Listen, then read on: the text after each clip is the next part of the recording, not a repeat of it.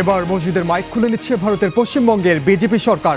কয়েকদিনেই mic শূন্য 4,000 মসজিদ, ক্ষুব্ধ মুসলিমরা। পদ্ধতি কোথাও বলা নেই মাইক নামি, এই থানার ওসিদের বিরুদ্ধে কেস হওয়া দরকার। যুদ্ধের ক্ষতিপূরণ না দিলে খুলবে না হরমুজ, ঘোষণা ইরানের। সর্বোচ্চ নেতার সুস্থতার ভিডিও প্রকাশ। তেহরানকে চাপে রাখতে চায় ওয়াশিংটন।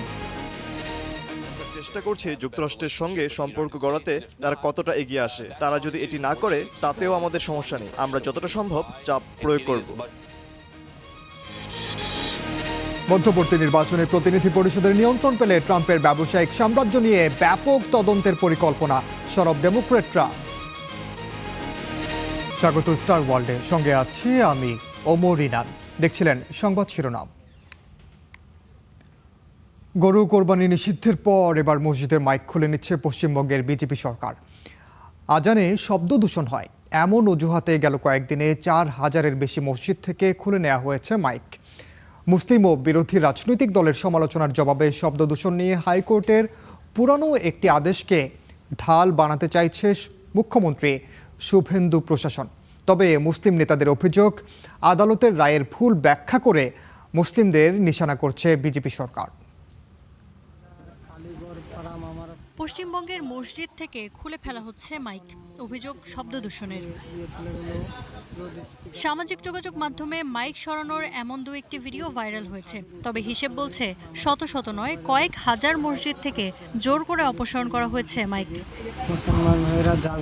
ক্ষমতায় এসেই পশ্চিমবঙ্গে একের পর এক মুসলিম বিরোধী সিদ্ধান্ত নিয়ে বিতর্কের মুখে শুভেন্দু অধিকারী নেতৃত্বাধীন বিজেপি সরকার। আইনি মারপ্যাচে প্রথমে পশু কোরবানিতে বিধিনিষেধ, জনদুর্ভোগের অজুহাতে ঈদের নামাজের স্থান পরিবর্তন, নিরাপত্তার দোহাই দিয়ে মসজিদ স্থানান্তর, এবার খুলে নেওয়া হচ্ছে মসজিদের মাইক। মুসলিমদের ভাষ্য, শব্দ দূষণের অভিযোগে মসজিদ কমিটির সদস্যদের ডেকে নেয় পুলিশ। পরে চাপের মুখে তাদের মসজিদ থেকে মাইক খুলে ফেলতে বাধ্য করা হয়। মাইক অপসারণে আদালতের রায় আছে বলে দাবি বিজেপির, তা মেনেই এই পদক্ষেপ। কিছু মানুষ অকারণে এর সাথে ধর্মকে মেলাচ্ছেন বলে মন্তব্য রাজ্য সভাপতি শ্রমিক ভট্টাচার্যের। কিন্তু শব্দ দূষণ বলে তো একটা শব্দ আছে, সরকারের তো নিয়ম শৃঙ্খলা কিছু আছে, যে যার ধর্ম নিজের বাড়ির মধ্যে করলেই সবচেয়ে ভালো হয়। কিন্তু মুসলিম ধর্মীয় নেতারা বলছেন, আদালতের রায়ে কোথাও মাইক নামিয়ে নেওয়ার কথা বলা হয়নি, বরং স্থানভেদে শব্দ কোথায় কম বা বেশি হবে তার পরিমাপ দেওয়া রয়েছে। রাজ্যের সংখ্যালঘু মুসলিমদের অভিযোগ, আদালতের রায়কে ব্যবহার করে ইচ্ছাকৃতভাবে তাদের টার্গেট করা হচ্ছে। মাইক ব্যবহার করার পদ্ধতি কোথাও বলা নেই মাইক নামি, এই থানার ওসিদের বিরুদ্ধে কেস হওয়া দরকার। হাইকোর্টে ওদেরকে ডাকা দরকার। পলিউশন কন্ট্রোল বোর্ড তারা নির্ধারণ করে দিয়েছেন যে শব্দের মাত্রাটা কত হবে। যে আজানে মাইক বাজতে পারে, কিন্তু সেটা পলিউশন কন্ট্রোল বোর্ডের নির্ধারিত যে শব্দের মান 6.5 ডেসিবেল না 8 ডেসিবেল কি ছিল সেটা দেখে নিতে হবে, যেটা আইনে আছে। কেবল মুসলিমরাই নন, মসজিদ থেকে মাইক সরিয়ে নেয়ার কড়া সমালোচনা করেছেন বিরোধী রাজনীতিবিদরাও। বলছেন, শব্দ দূষণ কেবল মসজিদে হয় না, শব্দ দূষণ রোধই যদি আসল লক্ষ্য হয়ে থাকে তাহলে সব ধর্মের উপাসনালয়ের বেলাতেই একই ব্যবস্থা নেওয়া উচিত। শুভেন্দু সরকারের ভাষ্য, শুধু মসজিদ নয়, মন্দিরের মাইকও খোলা হচ্ছে। কিন্তু পরিসংখ্যান বলছে এ পর্যন্ত পশ্চিমবঙ্গ জুড়ে প্রায় 5,300টি ধর্মীয় উপাসনালয়ের মাইক খোলা হয়েছে, যার মধ্যে 4,000ই মসজিদ। ইফাতিরা, স্টার নিউজ। পশ্চিমবঙ্গে সব মসজিদ থেকে মাইক খুলে নেওয়ার সরকারি পদক্ষেপের বিষয়ে আরও তথ্য জানাতে যুক্ত হচ্ছেন সহকর্মী সুজিত দুয়ারি। সুজিত, আপনাকে স্বাগতম এবং জানতে চাই যে মসজিদ থেকে যে মাইক খুলে নেওয়ার বিষয়টি, আদালতের রায়ে আসলে কি বলা হয়েছে, যে ভুল ব্যাখ্যার কথা বলা হয়েছে সেই ব্যাখ্যাটাকেই, আর মুসলিমরা অর্থাৎ তারা কি বলছেন, এটি কি আসলে সংখ্যালঘুদের উপর যে বিজেপি সরকারের যে ক্রমাগত চাপ তার অংশ কি এটি?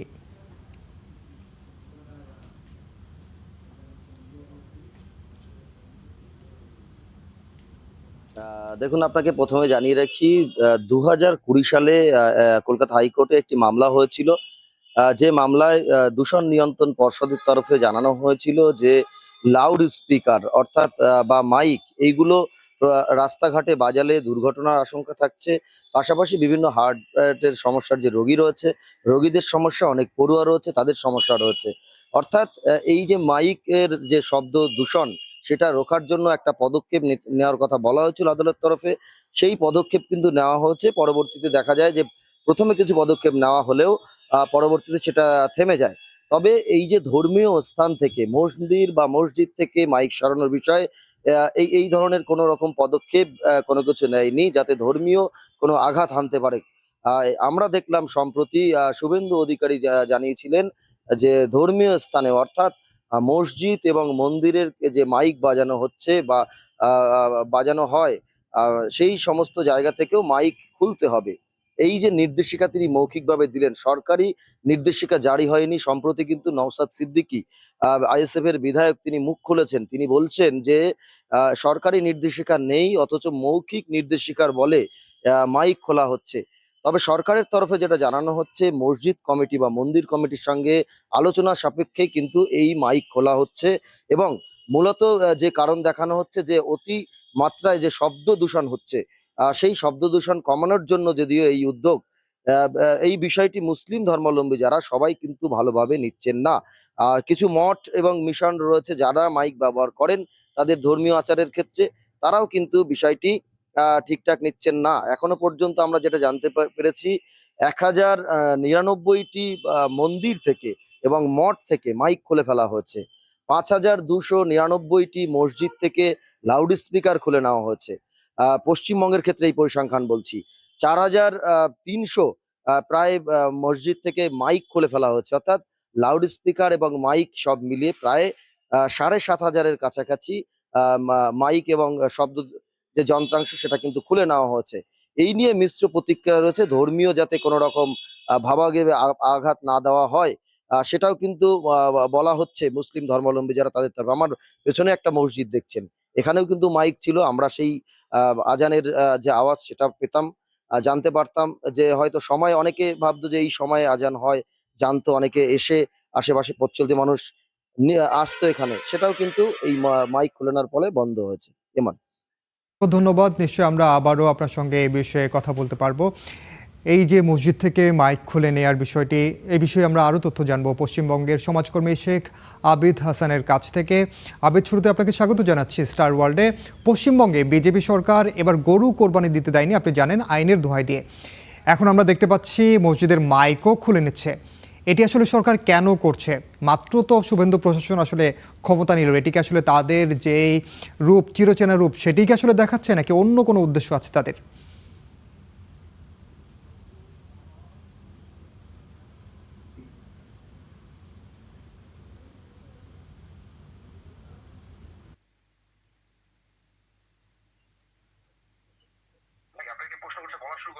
হ্যালো।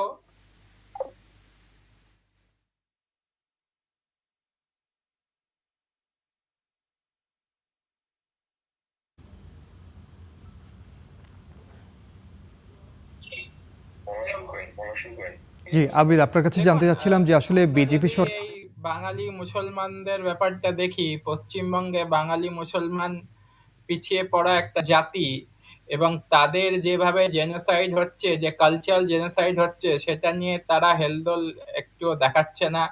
এর আগে মমতা ব্যানার্জির টাইমেও তারা নামাজ পড়তে পারেনি, সিপিএম এর টাইমেও নামাজ পড়তে পারেনি।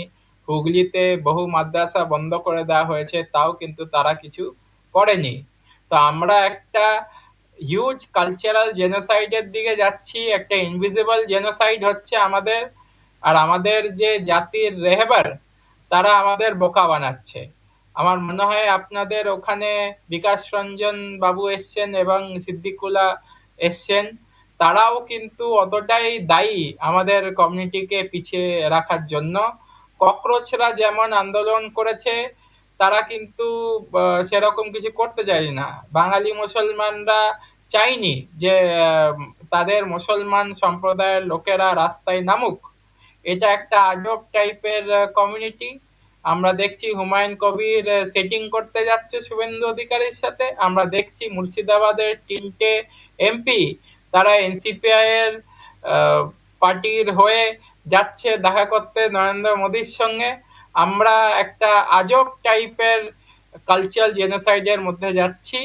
কি করে এটাকে আটকানো যায় সেই দিকে আমাদের কোনো চিন্তা ভাবনা নেই। আমাদের অনেক মানুষ এসআইআর এ তাদের নাম চলে গেছে, তাও রাস্তায় তারা আসেনি, রাস্তা তারা কাঁপায়নি। এরকম জনজাতি কি করে হয় বোঝা খুব ডিফিকাল্ট। আমরা আশা করছি যে বাঙালি মুসলমান পশ্চিমবঙ্গের কিছু একটা করবে, না হলে এই জাতিকে বিলুপ্ত হতে কেউ আটকাতে পারবে না। বাঙালি সমাজকর্মী শেখ আবিদ আমাদেরকে সবশেষ তথ্য জানাচ্ছিলেন। আবিদ, আপনাকে অসংখ্য ধন্যবাদ। প্রশ্ন ফাঁস ও বেকারত্ব নিয়ে মোদী সরকারকে আবারও তুলোধুনো করলেন ভারতের বিরোধী দলীয় নেতা রাহুল গান্ধী। প্রয়াগরাজে ছত্রকে গুঞ্জ কর্মসূচিতে দেশের শিক্ষা ব্যবস্থাকে সরাসরি ব্যর্থ বলে আখ্যা দিয়েছেন তিনি।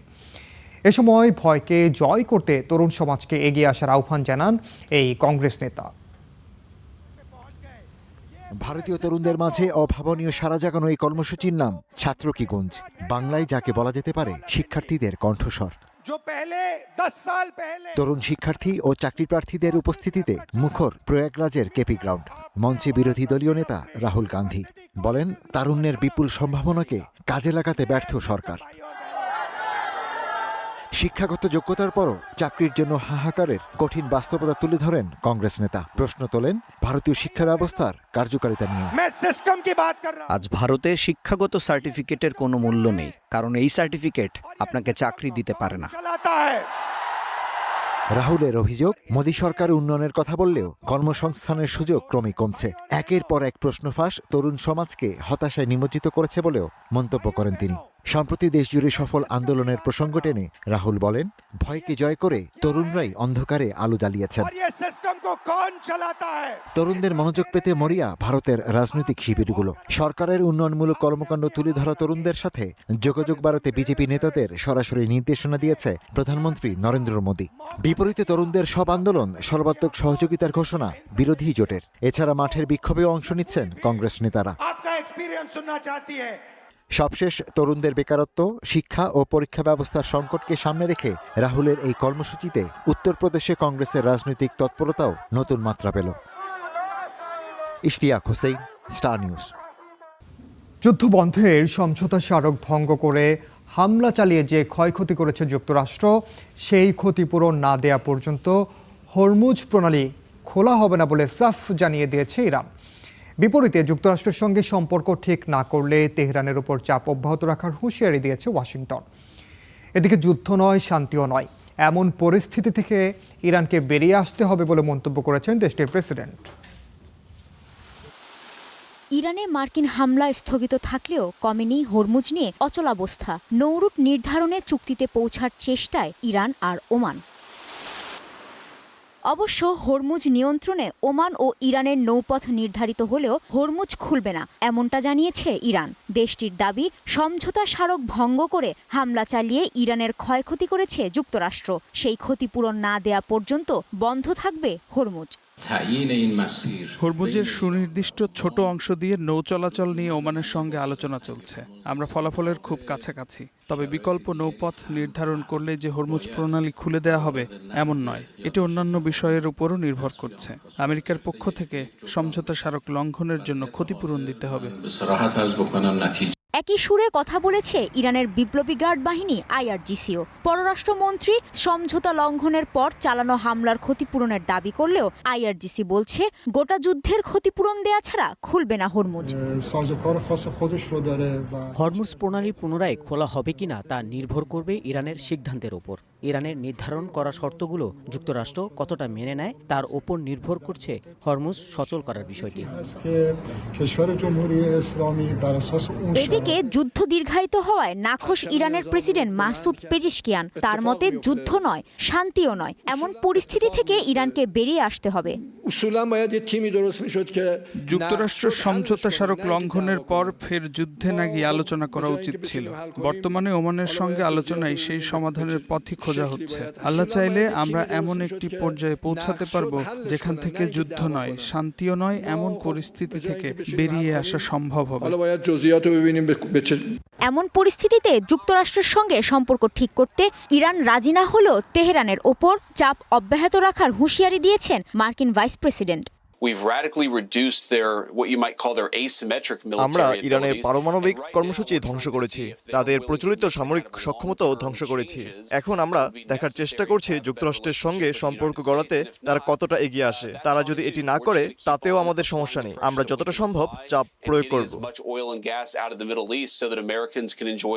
হরমুজ নিয়ে এমন অচলাবস্থার মধ্যে প্রণালীতে হামলা হয়েছে সংযুক্ত আরব আমিরাতের একটি তেলবাহী ট্যাঙ্কারে। এই হামলার জন্য ইরানকে দায়ী করেছে আরব আমিরাত। হামলার নিন্দা জানিয়েছে সৌদি আরব আর ইয়েমেনও। কাজী শাহরিন, স্টার নিউজ। ইরানের সর্বোচ্চ নেতা মুজতবা খামেনির শারীরিক অবস্থা সংকটাপন্ন এমন গুঞ্জন ওঠার পর মুজতবার একটি ভিডিও প্রকাশ করেছে ইরান। দেশটির আধা সরকারি সংবাদ সংস্থা মেহের নিউজ এজেন্সির প্রকাশিত ভিডিওতে দেখা যায় তিনি কয়েকজনের সঙ্গে বসে কথা বলছেন। তবে ভিডিওটি কোথায় বা কখন ধারণ করা হয়েছে তা উল্লেখ করা হয়নি। ভিডিওটি ছড়িয়ে পড়ার পর তা নিয়ে বিতর্ক শুরু হয়। সামাজিক যোগাযোগ মাধ্যম ব্যবহারকারীদের দাবি এটি কোমের একটি পুরানো বক্তৃতার ভিডিও, যা সম্পাদনা করে নতুন হিসেবে প্রচার করা হচ্ছে।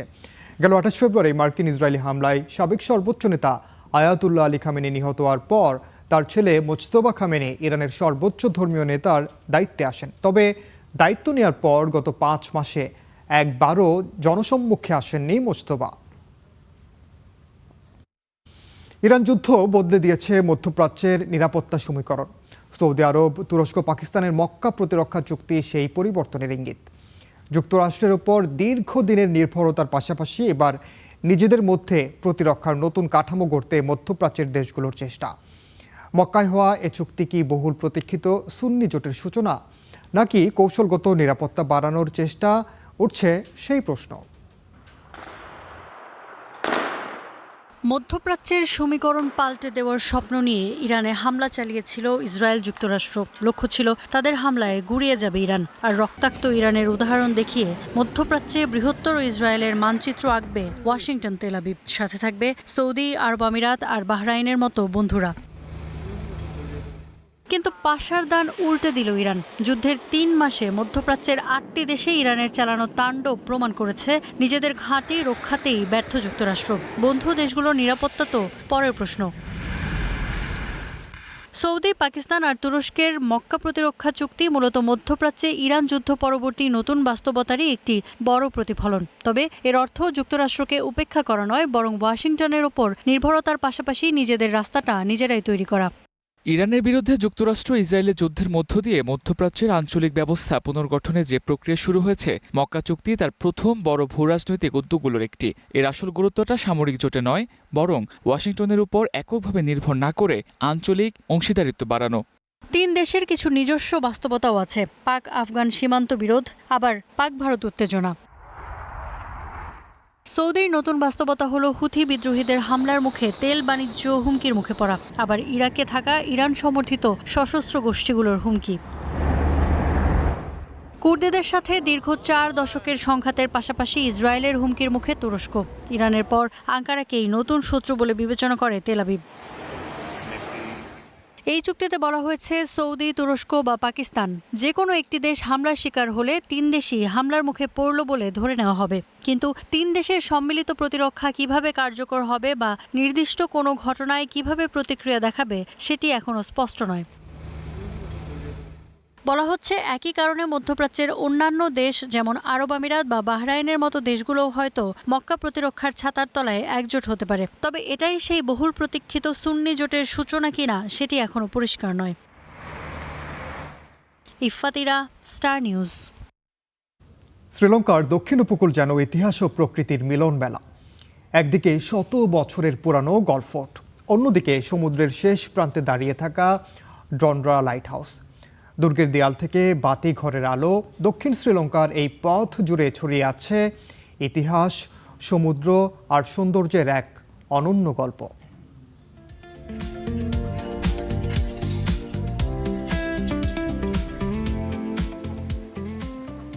ইতিহাস আর প্রকৃতি দুটো যেন পাশাপাশি হেঁটে চলে শ্রীলঙ্কার দক্ষিণ উপকূলে। এখানকার সবচেয়ে বড় আকর্ষণের নাম গল্ফ ফোর্ট। 1588 সালে পর্তুগিজরা প্রথম এই দুর্গ নির্মাণ করে। পরে 1700 শতকে ডাচরা এটিকে আরও শক্তিশালী ও পরিকল্পিত শহরে রূপ দেয়। আজও সেই দুর্গের দেয়াল, সরু পাথরের রাস্তা, ঔপনিবেশিক স্থাপত্য আর সমুদ্র ঘেঁষা প্রাচীর যেন সময়কে আটকে রেখেছে। এ কারণেই গলফোর্ট এখন ইউনেস্কোর বিশ্ব ঐতিহ্য।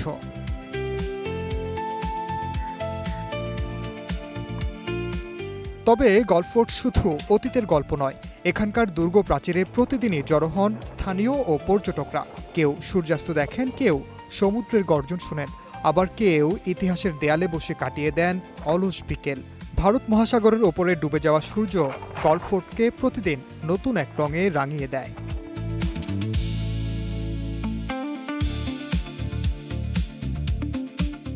গল থেকে আরও দক্ষিণে মাতারা জেলা, এটাই শ্রীলঙ্কার মূল ভূখণ্ডের সর্বদক্ষিণ প্রান্ত। আর এখানেই দাঁড়িয়ে আছে প্রায় ১৬০ ফুট উঁচু ড্রন্ড্রা লাইট হাউস, দেশটির সবচেয়ে উঁচু বাতিঘর। 1890 সালে নির্মিত এই সাদা রঙের বাতিঘর 1 শতাব্দীরও বেশি সময় ধরে ভারত মহাসাগরের উত্তাল জলরাশিতে চলাচলকারী জাহাজকে নিরাপদ পথ দেখিয়ে আসছে। ডন্ড্রা লাইট হাউসের চারপাশে একেবারেই ভিন্ন পরিবেশ। পর্যটকের ভিড় তুলনামূলক কম, কিন্তু সমুদ্র যেন আরও বিশাল, আরও উন্মুক্ত। এখানে দাঁড়ালে বোঝা যায় কেন শত শত বছর ধরে এই উপকূল আন্তর্জাতিক নৌপথের গুরুত্বপূর্ণ অংশ ছিল। ইউরোপ, মধ্যপ্রাচ্য আর এশিয়ার মধ্যে চলাচলকারী অসংখ্য জাহাজ এই পথ ধরেই যাতায়াত করেছে। শ্রীলঙ্কার দক্ষিণ উপকূলের সবচেয়ে বড় সৌন্দর্য হলো একদিনেই দেখা মেলে ভিন্ন ভিন্ন অভিজ্ঞতার। ওমরিনান, স্টার নিউজ, মাতারা, শ্রীলঙ্কা। এই ছিল আজকের স্টার ওয়ার্ল্ডে। এতক্ষণ সাথে থাকার জন্য ধন্যবাদ।